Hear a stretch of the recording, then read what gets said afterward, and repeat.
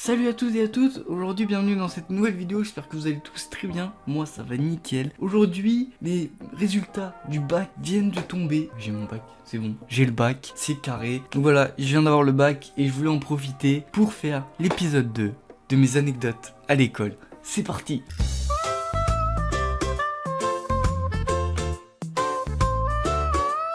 La première anecdote, elle s'est passée quand j'étais en 6ème. Et en 6ème, j'étais dans une classe qui était assez calme, mais t'avais quand même un ou deux élèves qui foutaient un peu, je dirais pas la merde, tu vois, parce qu'ils foutaient pas la merde, mais ils étaient un peu bruyants, un peu perturbateurs, et voilà. Et en français, donc on avait une prof qui, elle était ultra cool, tu vois, c'est une prof, elle était ultra pédagogique en fait, et elle était vraiment avec nous, tout ça. C'est vrai qu'il y en a qui profitaient un peu de ça, mais sinon dans l'ensemble voilà, c'était cool. Donc un jour en classe de français, t'as deux élèves qui commencent à s'embrouiller en plein cours, tu vois, ils commencent à s'insulter et tout. J'ai pas capté pourquoi ils s'embrouillaient. Donc voilà, au bout d'un moment ils s'arrêtent parce que la prof elle leur dit de s'arrêter et tout. Sauf que il y en a un des deux qui dit à la fin du cours, toi tu verras. Et donc bref, le cours continue et tout ça. Et arrive l'heure de la sonnerie. Donc ça sonne et les élèves ils rangent leurs affaires et tout. Sauf les deux. Les deux qu'est-ce qu'ils font? Ils se sautent dessus. Et il y a des chaises qui volent, il y a des tables qui volent, tu vois, c'est un truc de ouf. Et ils commencent à se mettre des droites et tout, gros. C'est incroyable ce qui se passe. Et la prof, tu vois, elle essaye d'intervenir et tout. Sauf que elle se prend une droite. Genre c'est pas volontaire, tu vois, ils ont pas voulu la frapper. Elle dit à un élève d'aller chercher le CPE, tout ça. Enfin, tu vois, normal. Parce qu'elle arrive pas à gérer le truc. Et voilà, avant que le CPE tout ça arrive, elle arrive à faire calmer les choses. Voilà, ça s'arrête là, ça s'arrête sur quelques coups. C'est pas aller plus loin que ça. Et voilà. C'était la première anecdote, assez courte,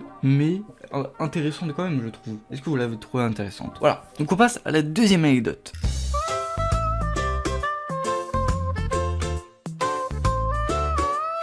Donc, deuxième anecdote, et dans cette anecdote, c'est l'anecdote où j'ai failli mourir. J'ai vraiment failli mourir quand j'étais en 4ème. Enfin, peut-être pas mourir, tu vois, mais il aurait pu m'arriver des trucs un peu graves. Donc cette anecdote, elle se passe quand j'étais en 4ème. Et en 4ème, avec, pas que avec ma classe, avec différentes classes de 4ème, on avait fait un voyage où on partait dans les Alpes. Tu vois, c'était vraiment stylé comme voyage. On avait fait du canoë, on avait fait de l'escalade, on avait fait...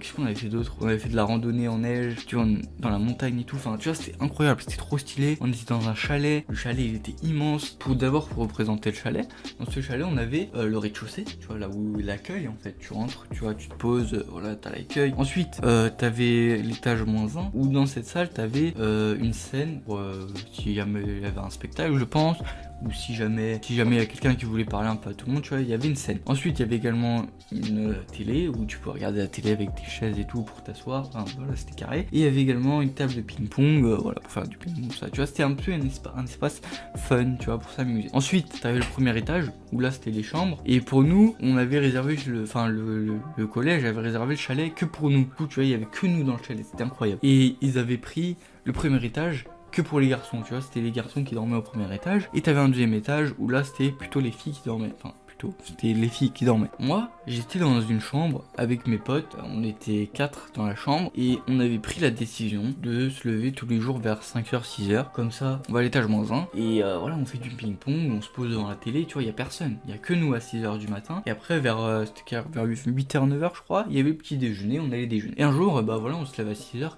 comme à notre habitude, on va en bas, on fait un petit peu de ping-pong, ensuite on va regarder la télé. Il faut savoir que dans ma chambre, il y avait un mec qui était hyper actif. Et ce mec, il fallait que tous les matins, je crois, il fallait qu'il prenne un médicament ou pour le calmer ou je sais plus quoi. Enfin voilà, il fallait qu'il prenne des médicaments. C'est le prof qui avait ces médicaments, qui fait que bah, il a pas pu se calmer, gros. Il est parti en couille à 6h du matin. Voilà, nous on est fatigué et tout. Lui, il commence à partir en couille. Et là, il commence à faire un peu n'importe quoi. Et en fait, dans cette salle où il y a la télé et tout, et ben sur un mur, t'as des sortes de décorations. Genre c'est des sortes de lances ou de pics à neige, tu vois, que tu plantes dans la neige pour pouvoir avancer. C'était des trucs de décoration en bois et tout, tu vois. C'était pas très stylé, mais c'était là. Bref, et ben il en prend un. Genre il s'en bat les couilles le mec, tu vois. Il s'en fout, gros. C'est là pour décorer, le mec il prend, il s'en bat les couilles. Il commence à faire l'indien. Nous on se dit, et que mes deux autres potes, on se dit, bah ça va partir en couille en fait. On se dit ça, mais on se dit ça en rigolant, tu vois, on rigole et tout de la situation. Et le mec il commence un peu à me chercher des noises en fait. Moi je lui dis frère, calme-toi, je vais te niquer ta mère. Totalement faux. Je lui dis d'arrêter, mais je dis pas que je vais lui niquer sa mère, parce que je suis un mec gentil. Et donc le mec il continue. Et à un moment, il commence à me mettre des coups de pique dans le dos. Et moi je lui dis frère arrête, c'est bon. Et il commence à me courser avec la lance. Donc moi je cours. Tu vois, il y a des chaises et tout dans la salle. Je prends les chaises, je les décale devant lui et tout, tu vois. Lui il les pousse et tout. Enfin, gros, il voulait me tuer. Et bref, il me course et tout. Et on en rigole, tu vois, parce qu'au final il me course juste, tu vois. C'est bonne enfance, tu vois. C'est pour rigoler. On en rigole, moi aussi j'en rigole, tu vois. Je lui dis ouais, j'arrête. Et à un moment, tu vois, je me retourne pour voir où il est. Le mec il est juste derrière moi, il est en train d'armer son tir. Et là, gros, il me lance la lance, tu vois. Et la lance, tu vois, c'est pas, elle passe un peu loin de moi ou je sais pas quoi. Gros, elle me passe là, genre juste à côté de ma tête. J'aurais pu me la prendre en pleine tête et peut-être mourir, peut-être perdre un œil ou je ne sais pas. Il aurait pu m'arriver quelque chose de grave ce jour-là. Gros, le mec il m'a lancé le truc, c'était un truc pointu en plus. Hein. Après ça, il s'est calmé, il a reposé le truc. Enfin, c'est comme ça que se finit l'anecdote. Après on allait manger et voilà. Bon, c'est comme ça que je termine la deuxième anecdote et on fait une petite pause boisson. On va boire un petit peu d'eau, n'est-ce pas? Moi j'ai un peu soif là, quand même, je parle beaucoup, donc je vais boire un petit coup.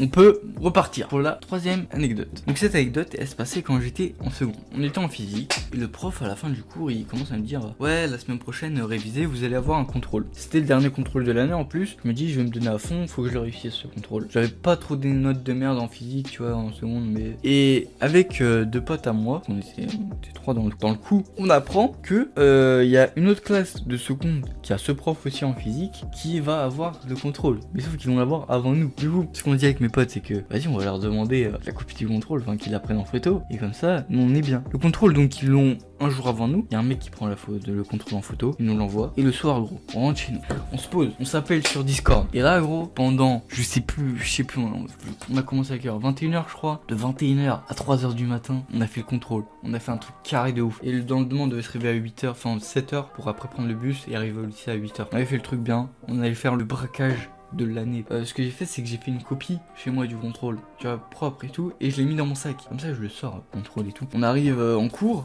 de 8h à 9h, on a un cours de je sais plus c'est de quoi, mais après, on a un autre cours, le cours de physique, il arrive de 9h à 10h. Tu vois, c'est de là qu'on a le contrôle. On a le contrôle de 9h à 10h. Sauf qu'on arrive à 8h et le prof est absent. Mais bon, c'est pas grave, je me dis, tranquille, ça va me permettre de revoir ma stratégie. Ce qui s'est passé, c'est que j'ai vu un pote à moi qui n'est pas dans ma classe. Je suis allé lui parler et là j'ai fait la première erreur. C'était de trop ouvrir ma gueule. Parce que le mec, je commence à lui dire que voilà, j'ai préparé la copie chez moi. Pendant un contrôle après, j'ai préparé la copie chez moi. Voilà, j'ai déjà les réponses dans mon sac et tout. Et donc après, avec ce mec, on voit un groupe de gens qui sont dans ma classe et tout. Et il me dit, vas-y, viens, on va les voir et tout, on va leur parler. Donc le mec, il commence à dire que, en parlant de moi, tu vois, que comme quoi j'ai déjà préparé la copie du contrôle. Donc à ce moment, j'ai bien le seum, j'ai envie de niquer sa mère. Et les mecs, qu'est-ce qu'ils font? Ils me disent, oh ouais, vas-y, passe ta copie, je prends en photo juste, et voilà, après je te la rends. Là, je fais ma deuxième erreur. J'ai pas envie de faire le bâtard, parce que moi, j'avoue, j'aurais été à leur place, j'aurais bien aimé qu'on passe le contrôle. Bah, je voulais pas faire le bâtard, je leur passe ma copie, ils prennent tous en photo, et là, ça sonne. Donc, on va dans la queue pour entrer en cours. Et là, tu vois, je parle à mes deux potes avec qui on a fait le contrôle chez nous, je leur dis la vérité, tu vois. Donc, on entre en cours, on fait le contrôle. Je regarde, il y a tout le monde qui triche, gros. Donc, ça sonne, c'est la fin du cours, donc c'est la fin du contrôle, et le prof il me dit de rendre les copies. Ce que je fais, stratège de ouf. Si je fais un truc, les gens ils voient que du feu. Je prends la copie que je viens de faire en plein contrôle. Tu vois, en fait, j'ai fait une copie pendant le contrôle pour faire croire que je travaillais et tout. Sauf que la copie elle était ultra quali, hein, en vrai, parce que j'avais tout retenu de la veille, je connaissais tout en fait. J'avais même pas besoin de tricher. Et du coup, ce que je fais, c'est que sans faire exprès, entre guillemets, je range cette copie dans mon sac. Et en fait, stratège que je suis, je fais oh merde, mince alors, j'ai rangé la copie dans mon sac. Et là, je ressors la copie que j'avais fait chez moi la veille. Je la mets sur la table. Ensuite, je range ma trousse. Je ferme mon sac, je mets mon manteau, je mets mon sac sur le dos et je me donne fièrement ma copie au prof. Je la mets sur la table comme ça, je la pose, je fais qu'est-ce qu'il y a maintenant? On sort de la classe. Mes deux potes avec qui j'ai fait le contrôle, ils me regardent encore mal. Ils me disent putain mec, j'ai envie de te niquer. Après, on va manger. Enfin, je sais plus si on va manger ou si on va en cours. Enfin bref. Se passe une semaine. Arrive le jour J où le prof va nous rendre des contrôles. On rentre en classe et là, le prof, il rend les copies. Je vois 18 sur 20. J'avais fait le braquage de l'année. Sauf que je regarde à côté de ma note et là je vois qu'il y a une étoile. Et là il dit en fait vous me prenez tous pour un con. Vous avez tous triché, vous me prenez pour un con. Et la la sonnerie de fin de cours sonne. Et là, le prof, il se met devant la porte, ce qu'il fait jamais d'habitude, hein. Il se met jamais devant la porte. Et gros, là, je sors. J'avoue, ça sert à rien de tricher, mais bon, c'était en seconde en vrai. Ah oui, le prof, quand il a rendu les copies, après les avoir rendues, il a dit que les notes, elles compteraient. Enfin, la note qu'on a eue là, elle compterait, mais qu'il sait qui a triché, donc ça se ressentira sur la note de participation. Moi j'avais le seum. Je regarde sur Pronote et on me dit 18 sur 20. Sauf qu'il y a aussi la note de participation qu'il a mis. La note de participation, j'étais un mec qui participait, tu vois, je participais de ouf et tout. Sauf que ma note de participation, elle était de 2 sur 20. Le braquage de l'année, il s'est transformé en échec de l'année. La morale de cette histoire, ne trichez pas. Si vous trichez, n'ouvrez pas votre gueule. Gardez ça pour vous, ok? Ne racontez pas ça à vos potes, gardez ça pour vous. C'est la fin de la dernière anecdote de cette vidéo. Voilà, on a vu 3 petites anecdotes dans cette vidéo. On aura fait toutes les anecdotes les plus croustillantes de ma scolarité. J'espère que cette vidéo vous aura plu. J'espère que en tout cas cette série de 2 vidéos où je vous raconte mes anecdotes vous aura plu. En tout cas, moi je vous dis, n'hésitez pas à lâcher un like, abonnez-vous, activez la cloche, partagez cette vidéo. Je vous dis à la prochaine vidéo. Salut!